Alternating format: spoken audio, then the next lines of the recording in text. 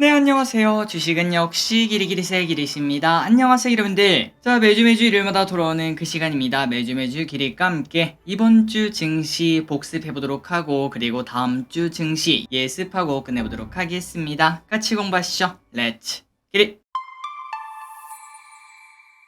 바로 보도록 하겠습니다. 일단 주말 사이에 나온 주요 뉴스가 뭐가 있나 봤더니 파월의 입이 열렸는데 뭐 예상만큼 매파적이었다 이런 얘기가 나오는 것 같습니다. 그래서 미국 증시 흐름을 보면은 처음에는 매파다 해서 조금 빠지다가 한두 시간 정도 지나고 난 다음에는 야 근데 어차피 기존 입장이랑 똑같잖아 라는 이야기가 나오며 다시 올라서 마무리가 된 걸 확인할 수 있습니다. 그래서 우리 입장에서는 정말 다행이라고 볼 수 있는데, 그런데 항상 이러한 이야기나 지표가 나올 때 보통은 그날보다 그 다음날이 더 중요하더라고요. 당장 내일이죠. 내일 아침 미국 선물이 어떤 식으로 반응하는지 그것만 보면은 우리가 더 마음을 놓을 수 있을 것 같습니다. 그리고 다음으로 이제 오염수 방류에 대한 이야기가 지속적으로 나오고 있습니다. 중국뿐만 아니라 홍콩, 마카오에서도 소금 사재기가 나오고 있다. 그리고 저 기릿에 이건 뇌피셜이긴 하지만 중국 입장에서는 지금 현재 경기가 되게 안 좋지 않겠습니까? 청년 실업률이 20%가 넘어서 이제는 공개조차 안 하고 있는데, 그런 상황에서 또 가장 좋은 거는 공통의 적을 만드는 거겠죠. 그리고 또 실제로도 일본의 오염수가 우리에게 어떤 영향을 끼칠지 전혀 모르는 상황이고 불안감이 있는 와중이기 때문에 충분히 중국에서 이러한 분위기가 더 많아질 수 있겠다라는 생각도 해볼 수 있습니다. 어쨌든 그러니까 이제 오염수 관련주는 우리나라의 반응이 중요한 게 아니라 중국의 반응이 더 중요할 수 있다는 거겠죠. 단순한 불안감 때문에 오르는 게 아니라 실제로 반일 운동이 중국에서 나타나면은 어떤 기업이 수혜를 볼까 여기에 집중하는 그러한 한 주가 될 수 있을 것 같습니다. 어떤 소식이 나온지 한번 계속 보도록 할게요. 그리고 이번 주 코스피 흐름을 보도록 하겠습니다. 기억으로는 뭐 그렇게 좋지 않았던 것 같은데, 그런데 0.5% 상승했네요. 바닥권에서 버티는 모습 나타내고 있고, 그리고 삼성전자도 바닥을 살짝 찍고 슬금슬금 올라오는 모습 현재까지 보여주고 있습니다. 코스닥 같은 경우는 더 좋은 모습 나타냈습니다. 무려 2.5%나 상승하는 모습. 그렇다면 매동 어떻게 되었나? 그 전주보다는 좋은 흐름을 나타냅니다. 연기금의 매수도 나타났고, 그리고 외국인의 매수도 오랜만에 조금이지만 나타난 걸 확인할 수 있죠.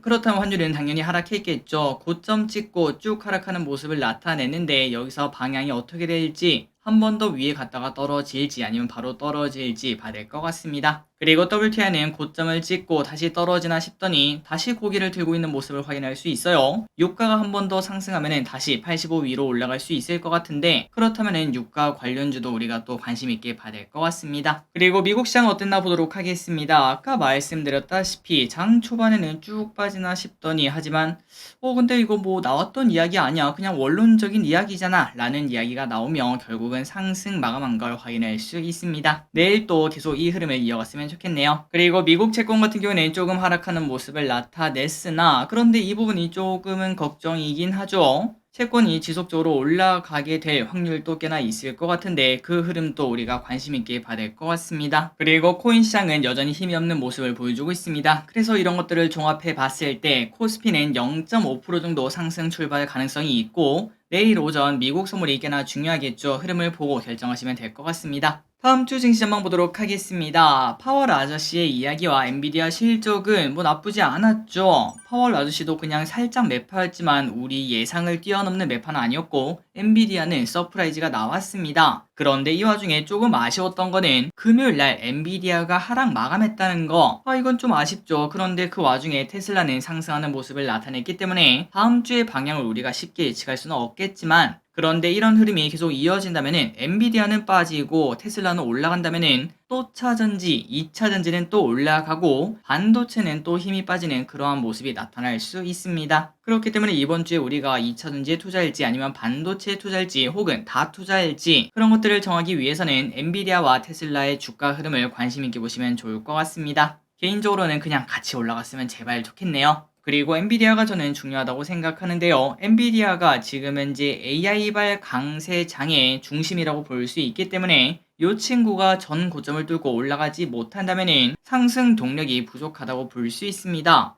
여전히 연준은 금리를 올릴지 말지 올릴 수도 있고 안 올릴 수도 있고 이런 식으로 두루뭉술하게 말을 하고 있기 때문에 그 부분은 우리가 신경 쓸 수밖에 없는데 뭐 하나가 끌고 나가는 그런 장이 되어야겠죠. 하지만 또 중국에서도 이상한 소리를 하고 있고 그전까지 상승을 주도했던 엔비디아는 살짝 힘이 빠지는 모습을 나타내면은 증시는 박스권을 나타낼 가능성이 꽤나 높을 것 같습니다. 다만 이 와중에 엔비디아가 좋은 흐름을 나타낸다면은 마지막 불꽃이라고 볼 수 있겠죠. 증시는 전부 다 쭉 상승하며 코스피와 코스닥도 둘 다 신고점을 내는 모습을 보여줄 거라고 생각합니다. 그리고 마지막으로 이번 주 증시가 좋으면 테마주가 약세로 간다는 거 우리가 매번 공부를 했었습니다. 그 반면 증시가 박스거나 혹은 하락한다면 테마주 강세가 나타날 수 있기 때문에 이번 주에 좋았던 테마주가 뭐였죠? 오염수 그리고 양자 컴퓨터 이 두 개가 있었습니다. 이 두 개의 지속성이 있을지 한번 보도록 하고 그리고 그 전에 있던 초전도체 그리고 맥신 등등 꽤나 강했던 흐름을 나타냈기 때문에 한 번에 죽거나 뭐 그런 모습은 나타나지 않겠죠. 한 번도 막 쭉 올라가는 그런 모습이 나타날 수 있습니다.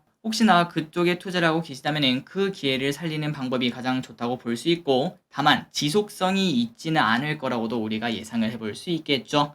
테마주는 단순히 테마주로 다루시고 절대 막 가치주처럼 투자하지 마시기 바랍니다.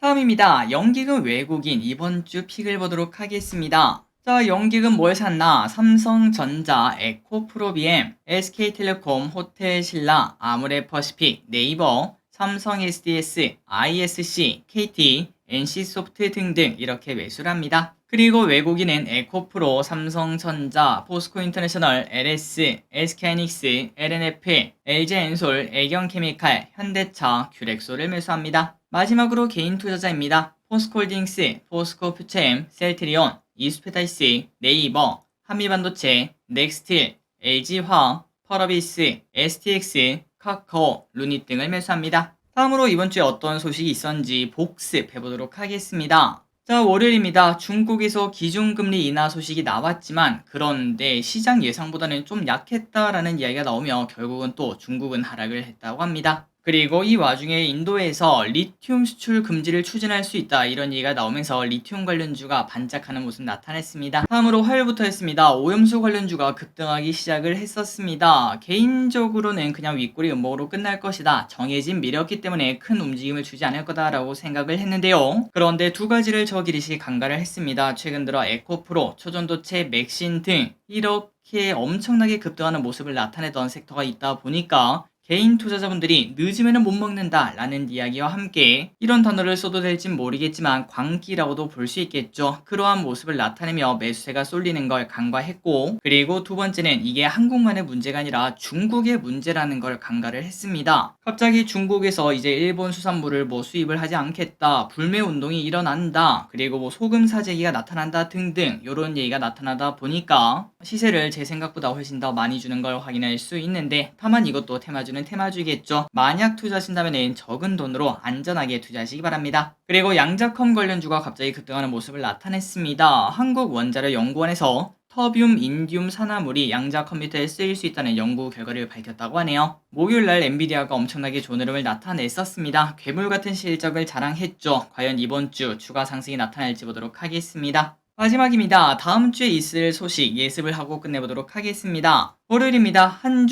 한중경제공동위원회가 열립니다. 영국 증시가 휴장이고요. 화요일입니다. 한국철도공사 추석 승차권 사전 예매가 있습니다. 하이브 미국 걸그룹 프로젝트 참가자 공개가 있습니다. 수요일입니다. 글로벌 바이오 컨퍼런스가 있어요. 주택구입 전세자금 대출금리가 인상이 됩니다. 디딤돌은 2.45에서 3.3, 버팀목은 2.1에서 2.7로 변경이 됩니다. 코리아 핀테크 위크가 열립니다. 폐기물 자원순환 산업전이 열립니다. 목요일입니다. MSCI 지수 리밸런싱이 있습니다. 중국 제조업, 비제조업 PMI가 공개가 됩니다. 금요일입니다. 미국 8월 고용 동향 보고서, 미국 8월 ISM 제조업 지수, 그리고 IFA 2023 유럽 가전 전시회가 열립니다. 다음으로 그 다음 주에는 뭐가 있나 봤더니 바이든이 인도를 방문하고요. 그리고 미국 증시 휴장도 있고 G20 정상회의까지 있는 걸 확인할 수 있습니다. 마지막으로 달력을 보고 넘어가도록 하겠습니다. 이렇게 상장하는 기업들이 있고 청약하는 기업도 있고 그리고 보이에서도 이렇게 있으니까 참고하시면 될 것 같습니다. 3초 뒤에 넘어가도록 할게요. 오늘의 공부 여기까지 끝났습니다. 항상 이렇게 같이 공부해서 진심으로 감사합니다. 지금까지 기리셨습니다. 빠이요.